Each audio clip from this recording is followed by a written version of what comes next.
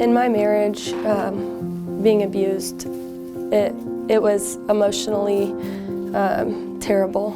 I was called everything you could think of, and then also the physical abuse made me feel like I was not worth anything at all.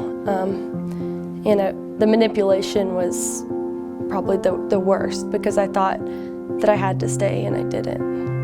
Timothy, he's been impacted the most. He's seen more and felt more abuse than any child should have to ever face. He's going through a lot of similar things that I am. Eli is 3. He's rebounding a little bit faster, but he's still had some major work through counseling, and he's recovering. Peter, he's at the recovery state, but he has had a lot of yelling in my arms while I was being yelled at, and I think that has been a recovery. It's just harder to see since he's 1. Trauma in early adulthood or early childhood is at the basis of a lot of the conditions that we treat, especially when it comes to anxiety disorders, post-traumatic stress disorders, depression. Basically, these conditions can lead to overactive adrenaline, overactive vigilance, and can lead to a lot of other different things that we treat here. For me, it was very difficult to start school and having 2 kids and having one child that is not happy about it. For him, changes were very difficult to handle. He was mad at me. He was screaming, fighting with his sister, kicking, punching. He did whatever he had to do to get me into the fight. There are crises that will occur. However, if we can get the right treatments to people as early as possible, we're hopefully preventing a lot of disability and a lot of family strife, and more importantly, a lot of strife for the individual. But rather, it's a better idea to recognize these thoughts as stressful and disruptive and in need of addressing in a medical way and in a therapeutic way. I've seen so far therapy in my children helping them deal with their anger through simple techniques that I never would have thought of. My middle child always smells his flower when he thinks he's going to act out to his brother. And my oldest, he has taken a lot of things from therapy and used them when he feels angry or he feels sad or he doesn't think he can trust.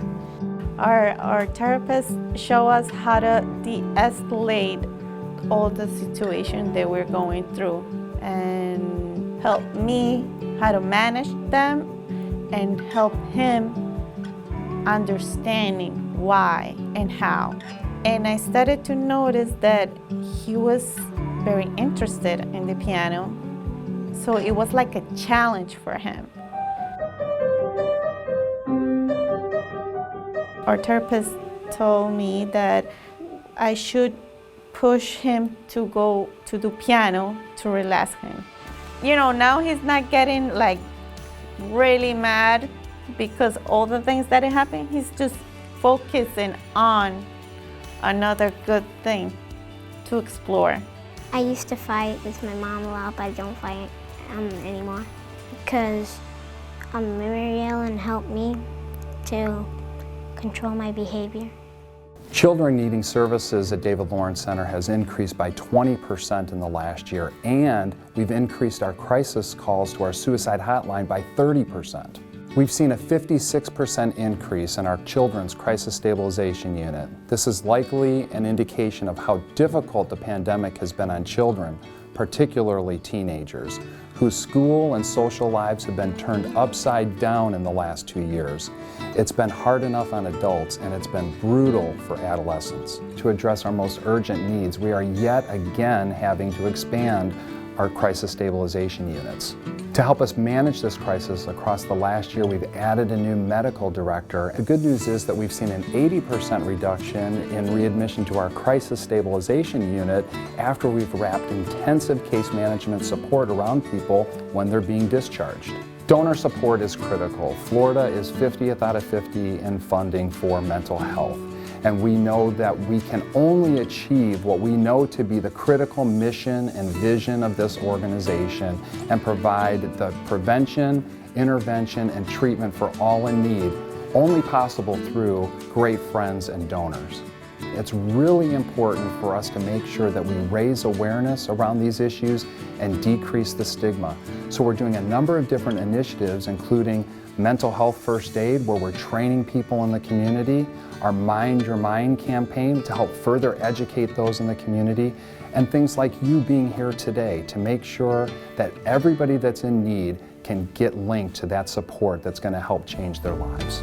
To receive the help I've gotten from David Lawrence Center has meant everything because we can take care of our physical health and all sorts of other things, but without mental health, none of that matters. So it's really meant a lot to me. David Lawrence is a great place to go when you feel that life is not easy and you need help.